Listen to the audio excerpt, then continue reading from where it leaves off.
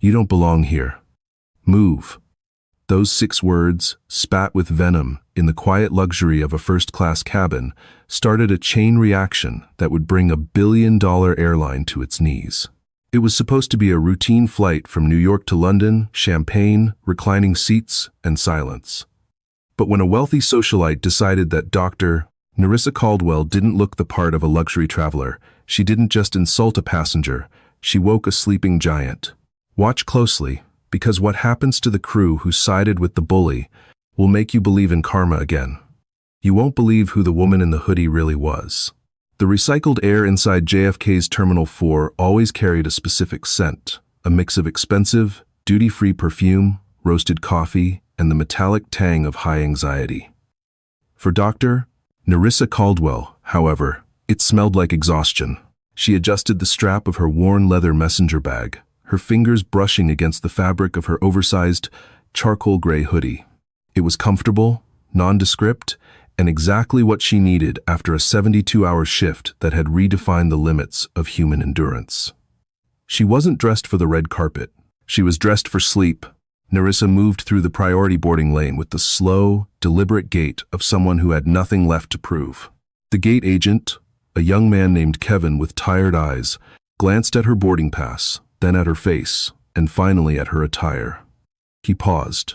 The ticket said, "First Class Seat 1A." His eyes flickered back to her scuffed sneakers. "ID, please," Kevin said, his voice carrying a subtle note of skepticism that hadn't been there for the man in the bespoke suit ahead of her. Nerissa didn't sigh. She didn't roll her eyes. She simply slid her passport across the counter. The gold lettering on the cover was faded, but the validity was clear. Kevin scanned it, typed something into his terminal, and the machine gave a confirming beep. He handed it back, his expression unreadable. "Enjoy your flight, Miss Caldwell." He didn't use her title. She didn't correct him. She walked down the jet bridge, the sound of her sneakers squeaking softly against the linoleum. This flight, Vanguard Airways Flight 882 to Heathrow, was the last hurdle. Once she landed, there would be a car waiting, then a hotel, and then silence. Stepping onto the aircraft, the transition was immediate. The lighting shifted from the harsh fluorescence of the terminal to a soothing, warm amber. The air conditioning was gentler here. A flight attendant, whose name tag read Samantha, offered a bright, practiced smile that faltered for a fraction of a second when she took in Nerissa's appearance. "Welcome aboard," Samantha said, her eyes darting to the boarding pass in Nerissa's hand. "You're in." "1A? That's right," Nerissa said softly. Her voice was raspy. She just wanted water and a blanket. "Right this way." Samantha gestured to the front left suite. The first-class cabin of the Vanguard Boeing 777 was a marvel of modern engineering. It wasn't just seats. These were private suites with sliding privacy doors, massive entertainment screens, and seats that laid fully flat. It was a sanctuary for the elite, the famous, and the ultra-wealthy. Nerissa reached seat 1A. She stowed her messenger bag in the overhead bin, declining Samantha's offer to hang her hoodie. She kept it on, pulling the hood up slightly to shield her eyes from the cabin lights. She sat down, sinking into the hand-stitched leather, and instantly closed her eyes. She didn't want champagne. She didn't want the warm nuts. She wanted to disappear for 7 hours. The cabin began to fill up. The rustle of expensive fabrics, the click of briefcases, the hushed tones of business deals being paused. Nerissa ignored it all, drifting into a light doze. She was nearly asleep when a sharp, piercing voice cut through the ambient noise like shattered glass. "Excuse me? I think there is a mistake." Nerissa didn't move. She hoped it wasn't directed at her. "Stewardess," I said, "there is a mistake." The voice was getting closer. It was shrill, demanding, and dripping with an entitlement that made Nerissa's stomach turn. She opened one eye. Standing in the aisle, blocking the path of a bewildered businessman, was a woman who looked like she had been shrink-wrapped in Chanel. She wore a cream-colored tweed blazer, excessive gold jewelry, and carried a handbag that likely cost more than a mid-sized sedan. This was Mrs. Bianca Vanderwall. Her face was contorted in a sneer of absolute disgust, and she was pointing a manicured finger directly at Nerissa. Samantha, the flight attendant, hurried over, looking flustered. "Is there a problem, Mrs. Vanderwall?" "Yes, there is a problem," Bianca snapped, loud enough for the entire cabin to hear. My husband and I always book seats 1A and 1B. Always. I specifically requested the window suite. I understand, ma'am, Samantha said, her voice trembling slightly. But looking at the manifest, you are assigned to 2A. Seat 1A was booked weeks in advance. Bianca huffed, a sound of pure indignation. She turned her glare fully onto Nerissa, who was now sitting up, pulling her hood down to reveal her face. Nerissa's hair was pulled back in a messy bun, and she wore no makeup. To Bianca Vanderwall, Nerissa looked like the help. Well, clearly there's been a glitch in your system, Bianca hissed, because there is no way that person paid for this seat. She looks like she wandered in from the economy cleaning crew. Check her ticket again. The cabin went silent. The businessman in 2B paused mid-text. A famous tech CEO in 3A lowered his noise-canceling headphones. Nerissa looked at Bianca, her expression calm but her eyes hardening. I have the ticket I paid for, Nerissa said, her voice steady. I suggest you take your assigned seat. Bianca's jaw dropped. She looked at Samantha, then back at Nerissa, her face flushing a deep, angry crimson. Excuse me? Do you know who I am? My husband is Arthur Vanderwall, of Vanderwall & Sons. We practically finance this airline's cargo division. She turned to Samantha, snapping her fingers. Get the purser. Now, I am not sitting behind some stowaway in a hoodie. I want her removed. I want my seat. Nerissa didn't shout. She didn't stand up. She simply watched the scene unfold with the clinical detachment of a surgeon observing a fascinatingly malignant tumor. She knew exactly where this was going. She just wondered if the staff of Vanguard Airways had the wisdom to stop it. The tension in the first-class cabin was thick enough to choke on. Samantha, the junior flight attendant, looked like a deer caught in the headlights of an oncoming freight train. She glanced nervously at Nerissa, then back at the towering fury that was Bianca Vanderwall. Mrs. Vanderwall, please, Samantha whispered, trying to de-escalate. The flight is fully booked. If the lady in 1A has a valid boarding pass. Valid? Don't be naive, Bianca barked. She stepped closer to Nerissa's suite, violating the personal space boundary. Look at her. She's probably using a stolen employee pass or some diversity lottery ticket. I paid $12,000 for my ticket. I demand the seat I deserve. I will not have my flight ruined by looking at the back of a hoodie. Nerissa sighed, a long, weary exhalation. She reached into her pocket, retrieved her boarding pass, and held it up for Samantha to see without a word. Samantha looked at it. It was legitimate. Ma'am, Samantha said to Bianca, her ticket is in order. Please, take your seat so we can complete boarding. Bianca didn't move. Instead, she blocked the aisle, crossing her arms. No, I want the purser. I want the captain. I am not moving until this woman is sent back to coach where she belongs. From the galley, the curtains parted. A tall man with slicked back gray hair and a uniform that was just a little too tight around the waist stepped out. This was Greg Miller, the lead purser. He had been flying for 20 years and had developed a sixth sense for trouble. Unfortunately, he also had a reputation for taking the path of least resistance, which usually meant appeasing the loudest passenger. What seems to be the issue here? Greg asked, his voice smooth and professional, though his eyes betrayed his annoyance at the delay. Bianca spun around, her face lighting up with malicious glee. Finally, someone with authority. Greg, is it? I am Mrs. Vanderwall. We are Gold Elite members. This flight attendant is incompetent. She is refusing to move this squatter from my seat. Greg looked at Nerissa. He took in the sneakers, the hoodie, the messy hair. He made a quick, biased calculation. On one side, a Gold Elite member in Chanel who likely knew the board of directors. On the other, a tired-looking black woman in street clothes who didn't fit the profile of their usual one at clientele. Greg put on his best customer service smile, the one that didn't reach his eyes, and approached Nerissa. Ma'am, Greg said, his tone patronizingly slow. I'm afraid there seems to be a dispute over the seating arrangement. Could I see your boarding pass, please? Nerissa handed it to him. I already showed it to her. She gestured to Samantha. I'm in 1A. Greg studied the pass. It was real. But then he looked at his tablet. He saw the name, N. Caldwell. No frequent flyer status listed on the QuickView manifest. No special meal request.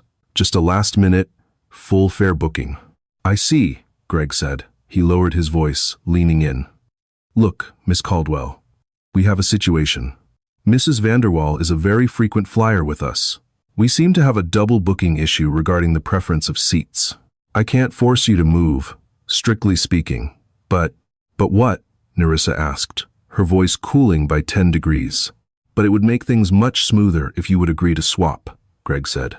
Mrs. Vanderwall is sitting in 2A. It's the exact same seat, just one row back. I don't want 2A, Bianca interjected, loud and sharp. I don't want to swap. I want her gone. She's making me uncomfortable. She's aggressive. Did you see how she looked at me? I don't feel safe with her sitting in front of me. This was the pivot point. The weaponization of safety. Nerissa knew it well.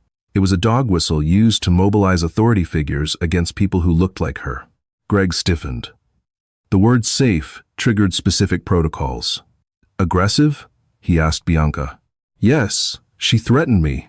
Bianca lied, her eyes wide with faux innocence. She told me to watch my back if I didn't move. A gasp rippled through the cabin. The tech CEO in 3A frowned, looking concerned. He hadn't heard Nerissa say that, but he hadn't been listening closely. Nerissa laughed. It was a dry, humorless sound. That is a lie, she stated simply. There are cameras. There are witnesses. I haven't threatened anyone. Greg looked at Nerissa, his expression hardening. He didn't want to deal with a delayed flight and a police report. He wanted the problem gone. And right now, the problem looked like the woman in the hoodie, not the platinum card holder. Ma'am, Greg said, his voice dropping the customer service veneer. If you are making other passengers feel unsafe, I have the authority to remove you from this aircraft. You have got to be kidding me, Nerissa said, sitting up straighter. The exhaustion was vanishing, replaced by a steely resolve. You are going to kick me off a flight I paid $10,000 for because this woman doesn't like my hoodie?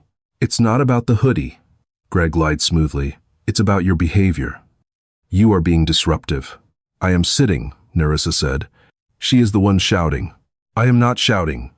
I am in distress, Bianca wailed, clutching her pearls in a performance worthy of daytime television. Greg, get her off, or I will call your corporate office right now and tell them you allowed a threat to remain in first class. Greg panicked. He imagined the complaint letter. He imagined his pension being reviewed. He made his choice. Miss Caldwell, Greg said, standing up straight. I am giving you a direct order. Grab your bags. We are escorting you off the plane. Nerissa stared at him. For a long moment, nobody moved. The silence was deafening. You are making a mistake, Nerissa said quietly. A very expensive, career-ending mistake. Is that a threat? Greg snapped. It's a fact, Nerissa replied. That's it. Samantha, call the gate agent. Tell them we need security. We have a non-compliant passenger in 1A. Bianca smirked, smoothing her tweed skirt. She had won. Or so she thought. Nerissa didn't shout. She didn't resist. She stood up slowly. She reached into the overhead bin and pulled down her bag. She looked Greg dead in the eye. I will get off, Nerissa said. But understand this. Once I step off this plane does not take off. And you, Greg Miller, will wish you had simply checked the manifest a little closer. She turned to Bianca. Enjoy the seat. I hope it's worth it. Nerissa walked down the aisle, her head high. The walk of shame turned into a procession of dignity. The other passengers watched, some uncomfortable, some relieved. The drama was over. As Nerissa stepped onto the jet bridge, the cool air of the terminal hit her. She pulled her phone from her pocket. She didn't call customer service. She didn't call a lawyer. She dialed a private number. It rang once. Hello? A deep, authoritative voice answered. Richard, Nerissa said into the phone. It's Nerissa. We have a problem at JFK. You need to ground flight 882 immediately. Nerissa? The voice on the other end was Richard Sterling, the CEO of Vanguard Airways. What's wrong? Are you at the hospital? Is my son okay? I'm not at the hospital, Richard, Nerissa said, turning back to look at the closed door of the plane. I'm standing on the jet bridge. Your staff just kicked me off the plane. And since I'm the only surgeon in the world who can perform the procedure your son needs in London tomorrow morning, I think you'd better call your pilot. Inside the plane, the atmosphere had shifted from tense to awkwardly celebratory. Bianca Vanderwall was settling into seat 1A, fluffing the pillow and demanding a glass of Dom Perignon before the plane even pushed back. Finally, She huffed to her husband, who had quietly taken seat 1B, looking mortified. One has to maintain standards, Arthur. If we let them in, next thing you know, it's a zoo. Greg Miller was in the galley, wiping sweat from his forehead. He felt a twinge of guilt, but he pushed it down. He had protected the airline's relationship with a high-value client. That was the job. Doors to automatic and cross-check. The pilot's voice came over the intercom. The engines hummed to life. The safety video began to play. Bianca sipped her champagne. A victorious smile plastered on her face. Suddenly, the hum of the engines died down. The lights flickered and went to full bright. The intercom crackled. "Ladies and gentlemen, this is Captain O'Connell. I apologize for the inconvenience, but we've been ordered to hold our position at the gate. Please remain seated." A murmur of confusion rippled through the cabin. "Probably traffic," Bianca dismissed, waving her hand. In the cockpit, Captain Robert O'Connell was staring at the ACARS message on his screen. It was marked Urgent, CEO Level. The text was short and terrifying. "Do not depart. Return to block. Passenger wrongfully removed. Identify Purser Miller. Police en route. Awaiting Mrs. Caldwell." Captain O'Connell paled. He grabbed the interphone handset. "Greg to the cockpit. Now." Greg walked into the cockpit, smiling nervously. "Everything okay, Cap? Just a little delay?" O'Connell spun around in his chair. His face was thunderous. "Greg, what the hell did you do?" "What? Nothing. We had a disruptive passenger in first. I followed protocol. Mrs. Vanderwall was feeling unsafe." "Mrs. Vanderwall?" O'Connell shouted. "Do you know who you just kicked off my plane?" "Some nobody. A Miss Caldwell. She was wearing a hoodie, looking rough." O'Connell shoved the tablet in Greg's face.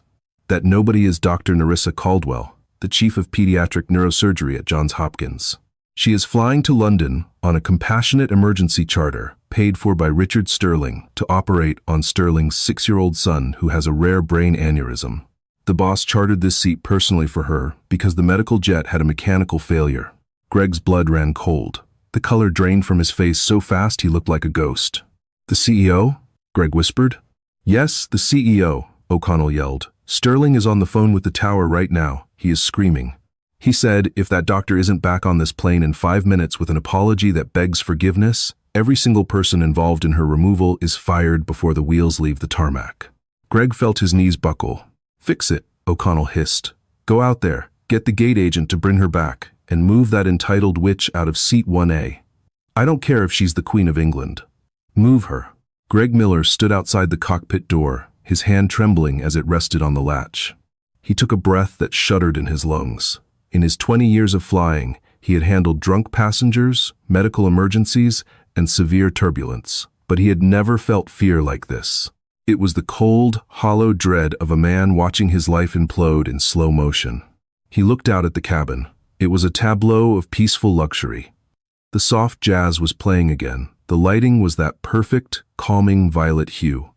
And there, in seat 1A, sat Bianca Vanderwall. She looked triumphant. She had kicked off her shoes and was scrolling through her phone, a glass of champagne resting on the console. She looked like the queen of the world. Greg knew he had to dethrone her, and he knew she would not go quietly. He walked down the aisle. His legs felt like lead. Samantha, the junior flight attendant, was in the galley preparing hot towels. She looked up, saw Greg's face, and froze. "Greg," she whispered, "you look like you're going to throw up." "What did the captain say?" "We messed up," Greg croaked. "We messed up bad, Sam. That wasn't a homeless person. That was the CEO's personal VIP. We have to get her back on the plane." Samantha's eyes went wide. "But we already closed the doors. The bridge is retracting." "The bridge is coming back," Greg said, his voice grim. "And Mrs. Vanderwall is moving." Greg stepped into the aisle of the first-class cabin. He approached seat 1A. Bianca didn't look up. She was busy typing a text message, likely bragging to a friend about how she had cleaned up the neighborhood. "Mrs. Vanderwall," Greg said. His voice was firmer now, driven by the survival instinct. Bianca held up a finger. "One moment. I'm just finishing a text." "Now, Mrs. Vanderwall," Greg said, loud enough that the businessman in 2B looked up. Bianca lowered her phone, her eyes narrowing. "Excuse me? I don't like your tone, Greg." I thought we established that I am the victim here. I need you to gather your belongings, Greg said, skipping the pleasantries. You are moving back to your assigned seat, 2A. Immediately, Bianca laughed. It was a sharp, barking sound. I most certainly am not. We settled this. The intruder is gone. I am comfortable. The intruder, Greg said, stressing the word, is a distinguished pediatric surgeon who is currently being begged by our station manager to return to the aircraft. And when she does, she is sitting in this seat. Bianca's face went blank, then contorted into a mask of pure rage. You want me to move? For her? After she threatened me? She never threatened you, Greg snapped, his patience evaporating. I was panic-stricken, and I listened to you, but we both know she didn't say a word. Now, please, move. The CEO of this airline is personally monitoring this situation. Bianca stood up, but not to move. She stood up to fight. She towered over Greg in her heels, her face inches from his. I don't care if the President of the United States is monitoring it. She screamed, her voice cracking. I paid $12,000. I am a platinum member. My husband is Arthur Vanderwall. She pointed at Arthur, who was shrinking into seat 1B, trying to become invisible. Arthur, tell him. Arthur mumbled something that sounded like, B, maybe we should just move. Shut up, Arthur, she yelled. She turned back to Greg. I am not moving. If that woman comes back on this plane, I will sue this airline into the ground.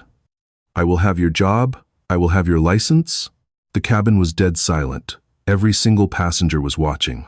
The tech CEO in 3A had his phone out and was recording. Bianca didn't care. She was too lost in her own entitlement.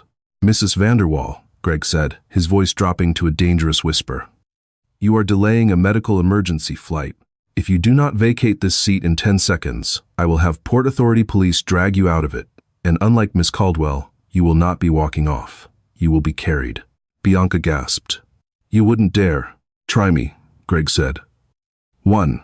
This is assault, Bianca shrieked. She grabbed the armrests of the suite, anchoring herself. I am staying right here. This is my seat. Mine. 2. Greg counted. I'm calling my lawyer. She fumbled for her phone. 3. From the front of the cabin, the heavy cockpit door opened again. Captain O'Connell stepped out. He was a large man, an ex-Air Force pilot with a presence that filled the room. He didn't look at Greg. He looked directly at Bianca. Ma'am, O'Connell's voice boomed, projecting to the back of the cabin without a microphone. You are in violation of a direct order from the flight crew. You are interfering with the operation of a commercial aircraft. This is a federal offense. Bianca froze. The captain's uniform carried a weight that the purser's did not. Grab your bag, O'Connell said. You aren't moving to 2A anymore. You're getting off my plane. Bianca's mouth opened and closed like a fish. What? No, you can't. We're going to London. My plane is going to London, O'Connell corrected. You are going to jail if you don't step into that aisle in 5 seconds. Bianca looked at her husband. Arthur, do something. Arthur Vanderwall stood up. He looked tired. He looked at his wife, then at the captain, and finally at the open door where 2 police officers were now waiting on the jet bridge. I'll meet you in London, Bianca, Arthur said quietly, and then he sat back down. The gasp from the cabin was audible. Bianca looked as if she had been slapped, betrayed by her own husband. Fine, she screamed, snatching her Chanel bag. Fine. I don't want to be on this trashy airline anyway. I will own you people. I will buy this plane and turn it into scrap metal. She stormed into the aisle, shoving past Greg. Don't touch me, she spat as she marched toward the door. As she reached the threshold, she stopped. Because standing there, blocking her exit, was not the police. It was Dr. Nerissa Caldwell. The standoff at the aircraft door was electric. Nerissa Caldwell stood on the metal lip of the jet bridge, flanked by the airport station manager, David Ross, and 2 Port Authority officers. She was no longer the tired traveler in a hoodie. She was a force of nature. She hadn't changed her clothes, but her posture had shifted. She stood with the rigid, terrifying calm of a surgeon about to cut. Bianca Vanderwall, flushed and panting from her tantrum, found herself face to chest with the woman she had tormented. Bianca was shorter than Nerissa, and she had to look up. Move, Bianca hissed, trying to regain her momentum. Get out of my way. Nerissa didn't blink. She didn't move a millimeter, She looked at Bianca with a mixture of pity and disgust. "You have something of mine," Nerissa said. Her voice was low, smooth, and carried a dangerous weight. "I don't have anything of yours," Bianca spat. "My dignity," Nerissa said. "And my time. You wasted 20 minutes of my time. And considering who is waiting for me in London, that time is worth more than your entire life's portfolio." Bianca scoffed. "Oh, please, you're just a..." "Mrs. Vanderwall," one of the police officers stepped forward, interrupting. "You need to come with us. Now." "I am leaving," Bianca yelled. "I am trying to get past this obstruction." David Ross, the station manager, stepped in. He was a man who specialized in fixing problems, and right now, he was in full damage control mode. He held a phone in his hand. "Mrs. Vanderwall," David said, "I have Richard Graves on the line. He would like a word with you before you leave the premises." Bianca's face went pale. The color drained out of her cheeks so fast she looked like she might faint. "Richard Graves? The CEO?" "Yes," David said. He put the phone on speaker and held it up. "Mrs. Vanderwall." The voice from the phone was crisp, cold, and terrifyingly clear. It was the voice of a man who could end careers with a pen stroke. "This is Richard Graves. I am currently watching a live feed of the gate area. I want to make something very clear to you." Bianca trembled. "Mr. Graves, There was a misunderstanding. This woman, Graves cut her off, his voice rising, "is the only reason I am not pressing criminal charges against you for endangering the life of my son. She is flying to London to save him. You, on the other hand, have just earned a lifetime ban from Vanguard Airways, and I will be personally calling my counterparts at Delta, United, and British Airways to share the footage of your behavior today. You will be lucky if you can catch a bus to London." Bianca burst into tears, real, ugly, panicked tears. The reality of her actions crashed down on her. The social suicide, the public humiliation. "Please," she sobbed. "I didn't know." "Get her out of there," Graves commanded. The police officers gently but firmly took Bianca by the arms. She didn't fight this time. She slumped, defeated, and allowed herself to be led away, wailing softly. As she passed Arthur in seat 1B, she reached out a hand, but he was staring studiously out the window. The path was clear. Nerissa stood at the door. She didn't walk in immediately. She looked at Greg Miller, who was standing by the galley, looking like a man waiting for a firing squad. She looked at Captain O'Connell. "Dr. Caldwell," Captain O'Connell said, stepping forward and extending a hand. "On behalf of the flight deck and the entire crew, I cannot apologize enough. We failed you. It won't happen again." Nerissa looked at his hand, then up at his eyes. She saw genuine remorse there. She shook it. "Let's get this plane in the air, Captain," she said. "We're burning daylight." "Yes, ma'am." O'Connell turned and practically ran back to the cockpit. Nerissa turned to Greg. He couldn't meet her eyes. He was staring at his shoes. "Mr. Miller," Nerissa said. Greg flinched. "Miss Caldwell. Dr. Caldwell. I don't have words. I made a terrible judgment call." "You made a biased judgment call," Nerissa corrected him. "You saw a hoodie and black skin, and you assumed I was the problem. You saw Chanel in white skin, and you assumed she was the victim. That is not a mistake, Mr. Miller. That is a worldview, and you need to fix it." "I will," Greg whispered. "I swear." "You better," Nerissa said, "because I'm going to be flying this route a lot for follow-ups. And if I see you on this rotation again, I expect better." She walked past him. She didn't gloat, she didn't smirk, she simply walked to seat 1A. The cabin was silent as she approached. The pillow Bianca had fluffed was still there. Samantha, the junior flight attendant, rushed forward. "Let me change that bedding for you, doctor," she said, her hands shaking. "Fresh linens, immediately." "Thank you, Samantha," Nerissa said softly. "Water, please. No ice." "Right away." Nerissa stood in the aisle while Samantha frantically stripped the seat of any trace of Bianca Vanderwall. As she stood there, the businessman in 2B, a man in his 50s with silver hair, cleared his throat. "Doctor," he said.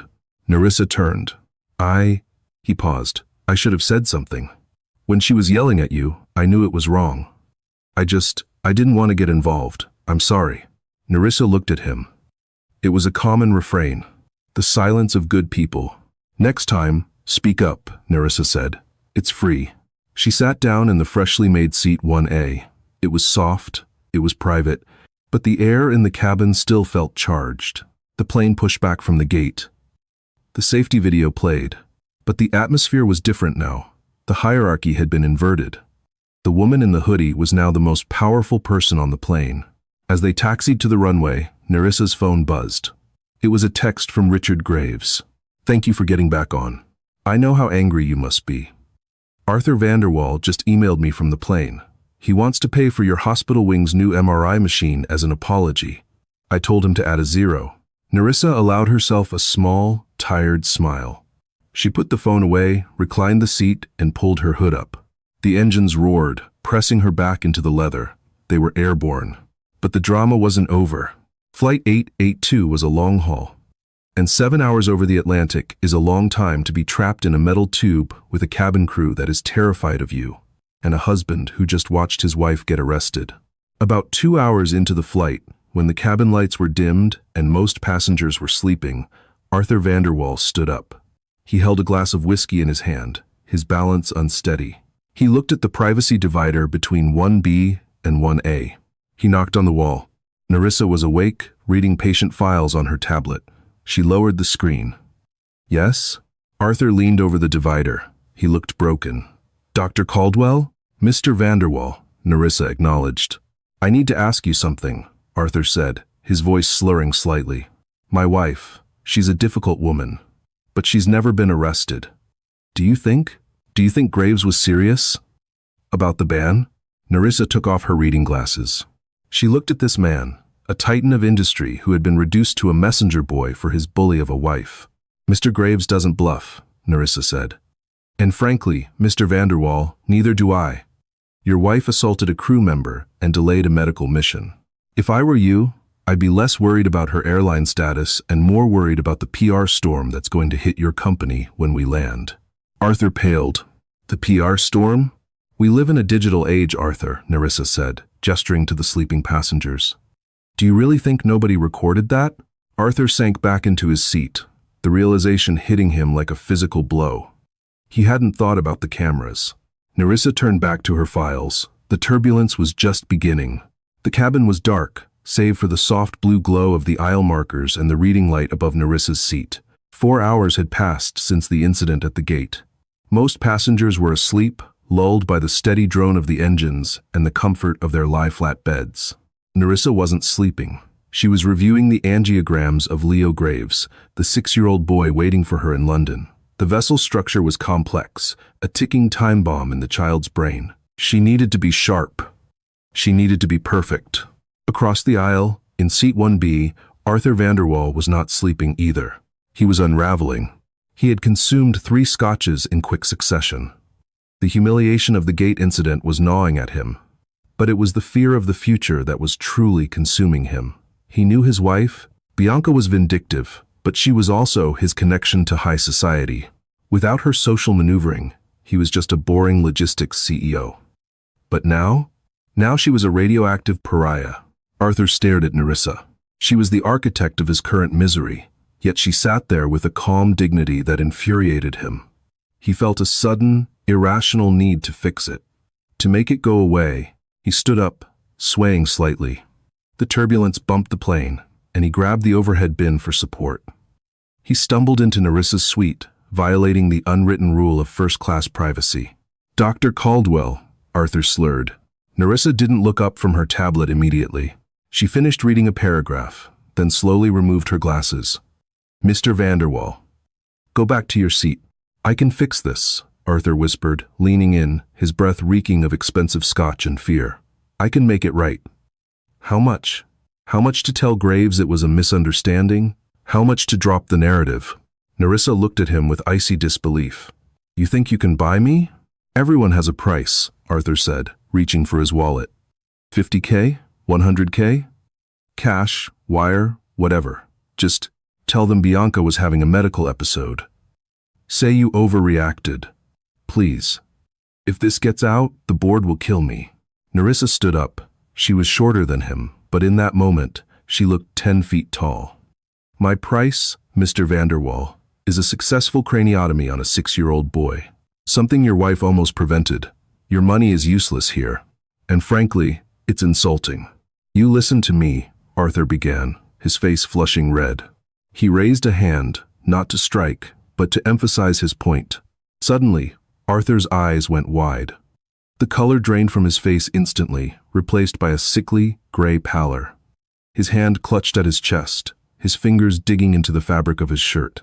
"My chest," he gasped. He collapsed into the aisle.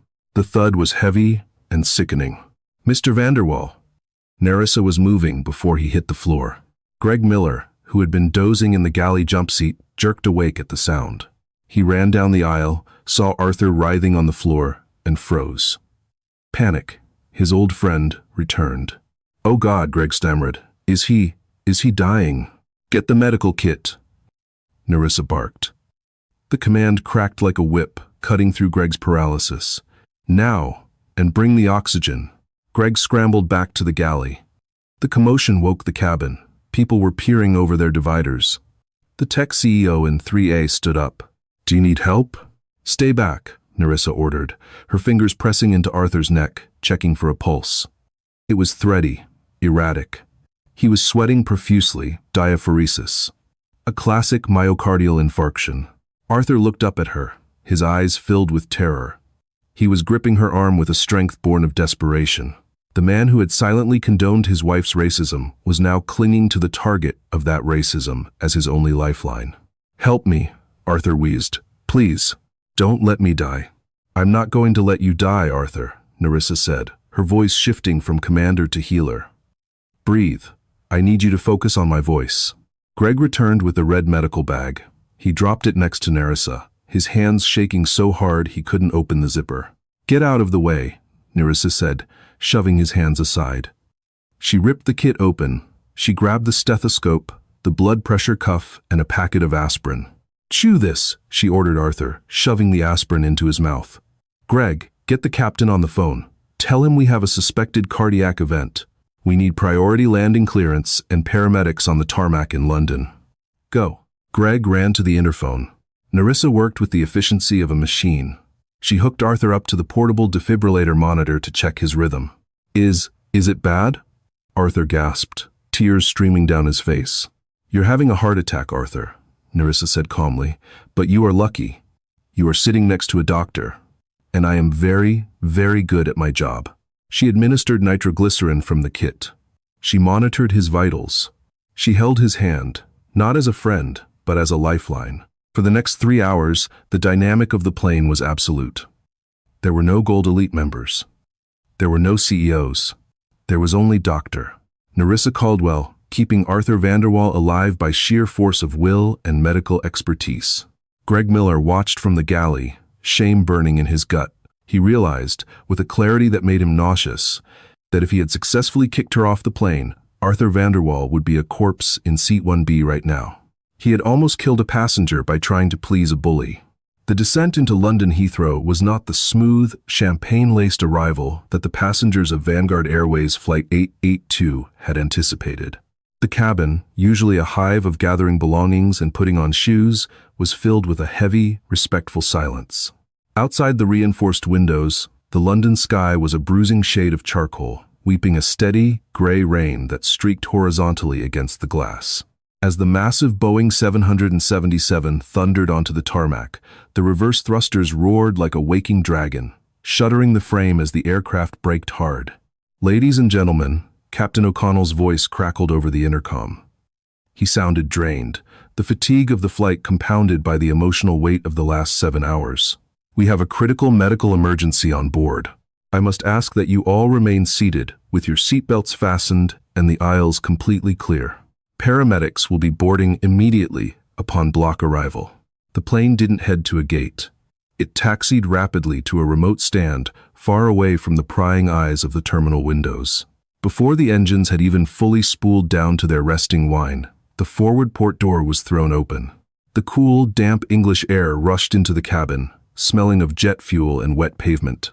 3 paramedics, clad in high-visibility neon jackets, burst into the first-class cabin. They moved with a synchronized urgency, carrying a collapsible stretcher, a portable ECG monitor, and an advanced cardiac life support bag. They didn't look at the luxury suites. They looked for the patient. Nerissa didn't step back into the shadows.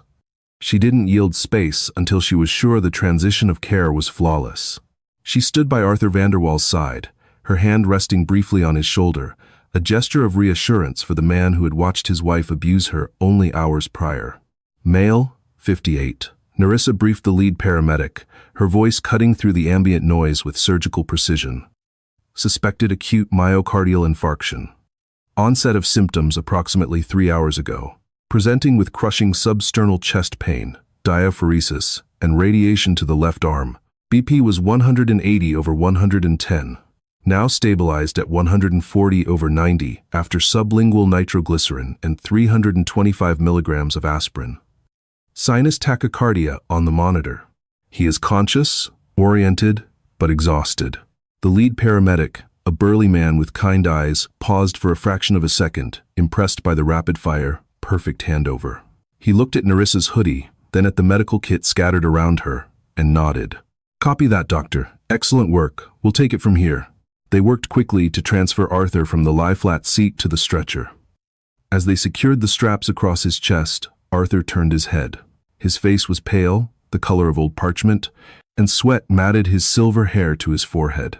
He looked small, stripped of his corporate armor. He reached out a trembling hand. "Nerissa." She looked down at him, her expression unreadable but not unkind. "Thank you," Arthur croaked, his voice thick with emotion. Tears pooled in the corners of his eyes. "I'm sorry. For everything. For her. For me." Nerissa looked at the man whose life she had just wrestled back from the edge. "Save your strength, Arthur," she said softly. "You have a long recovery ahead, and a lot of thinking to do about the kind of life you want to live if you get a second chance." Arthur nodded weakly, closing his eyes as the paramedics lifted the stretcher. They wheeled him out into the rain, the red lights of the ambulance reflecting off the wet tarmac. The moment Arthur was gone, the dynamic shifted again. A second team entered the aircraft, but these men were not medical. They wore sharp, tailored black suits and earpieces. The man in the lead held a large black umbrella. He walked straight to Nerissa, bypassing the stunned flight crew entirely. "Dr. Caldwell?" "Yes," she replied, slinging her battered leather messenger bag over her shoulder. "I'm Simon Finch, Mr. Graves' executive assistant," the man said, offering a slight, deferential bow. "We have a helicopter spinning up on the north apron. The car is waiting at the bottom of the stairs to take you to the helipad. Leo is prepped and waiting for you." Nerissa nodded. She felt the adrenaline of the cardiac event fading, only to be replaced by the cold, steel focus required for neurosurgery. She didn't look back at the luxury suite that had been the stage for so much ugliness. She didn't look back at Greg Miller, who stood by the cockpit door, his head bowed in shame, unable to meet her gaze. She walked off the plane, down the metal stairs, and slipped into the back of the waiting black Mercedes. The helicopter ride was a blur of gray clouds and the sprawling, wet tapestry of London below. Nerissa used the 20-minute flight to close her eyes and compartmentalize. She packed away the anger, the fatigue, and the drama of Flight 882. She locked it in a mental box. When her eyes opened as the chopper touched down on the roof of St. Thomas's Hospital, she was no longer a passenger. She was a surgeon. The operating theater was a cathedral of sterile silence, bathed in harsh, shadowless white light. The hum of the anesthesia machine and the rhythmic beeping of the cardiac monitor were the only sounds. Nerissa stood over the small form of Leo Graves. The 6-year-old lay deeply asleep, his head shaved, the surgical field painted with antiseptic orange. Up in the observation gallery, separated by a pane of thick glass, Richard Graves stood like a statue. The billionaire CEO, known for eating competitors alive, looked terrified. His hands were pressed against the glass, as if he could physically hold his son together from a distance. Nerissa took a deep breath, inhaling the familiar scent of the sterile mask. She looked at her hands. They were steady. "Scalpel," she said. For the next 6 hours, time ceased to exist. Nerissa navigated the delicate, treacherous geography of a child's brain. She moved through the corridors of gray matter with a grace that bordered on art, dissecting vessels thinner than a human hair. There were moments of terrifying tension, A sudden bleed, a fluctuation in intracranial pressure, but she handled them with an icy calm. This was her domain. Here, no one cared about her hoodie. Here, she was a god. When she finally placed the titanium clip on the aneurysm, sealing off the ticking time bomb in Leo's head, she exhaled for the first time in hours. "The aneurysm is secured," she announced to the room. "No rupture. Flow is preserved." She stepped back, peeling off her bloodied gloves. "Close him up beautifully, please." Nerissa walked out of the scrub room, her scrub top dark with sweat. Richard Graves was waiting in the hallway. He looked as though he hadn't breathed since she made the first incision. "Dr. Caldwell?"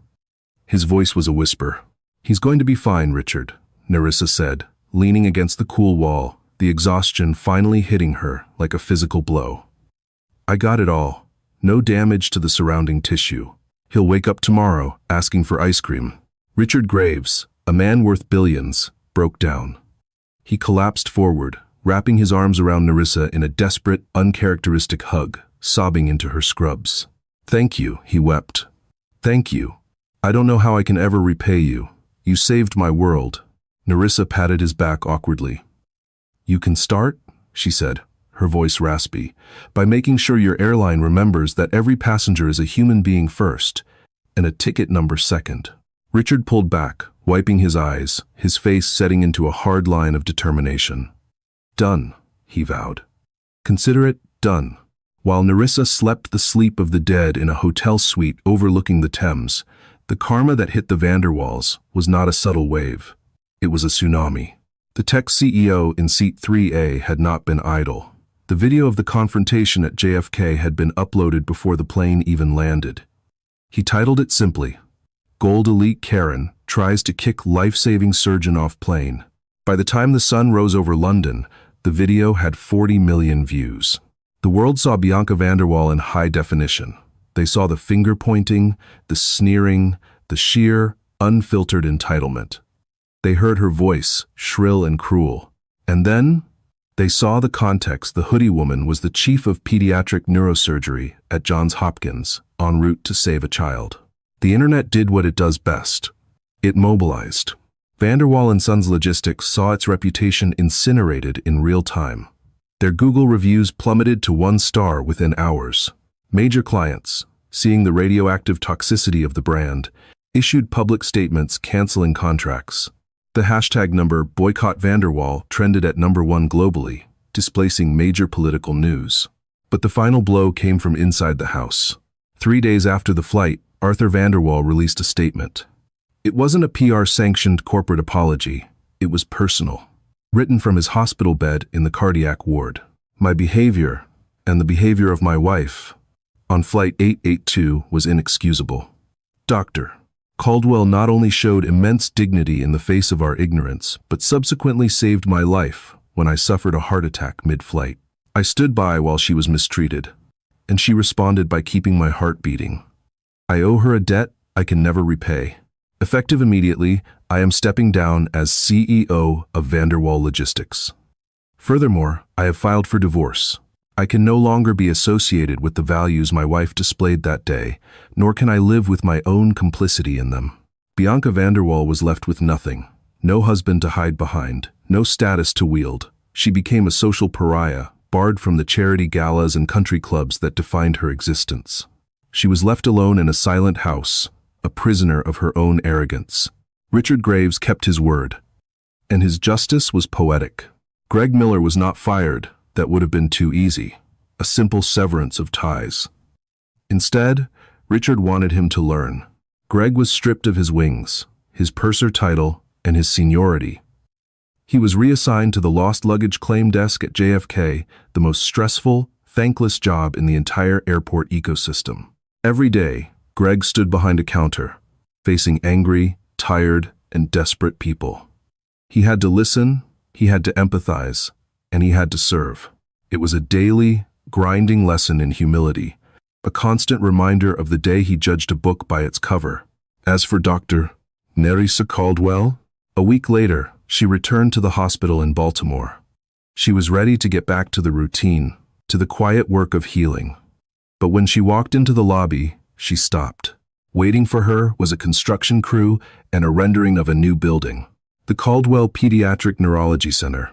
It was fully funded by a private donation from the Graves Family Trust, with a matching penance donation from Arthur Vanderwall. Nerissa walked into her office, still processing the magnitude of the gift. On her desk, sitting simply in the center of the blotter, was a small gift basket.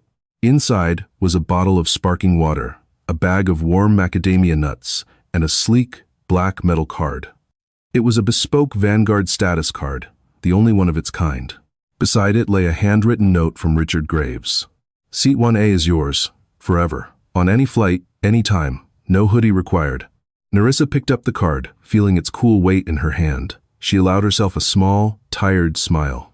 Then, she opened the water, sat down, and pulled up the next patient's file. There was work to do. And that, ladies and gentlemen, is how you handle a bully. Dr. Nerissa Caldwell didn't just win the argument. She won the war without ever raising her voice. She proved that true class isn't about what you wear or which seat you booked. It's about how you treat people when you think no one is watching.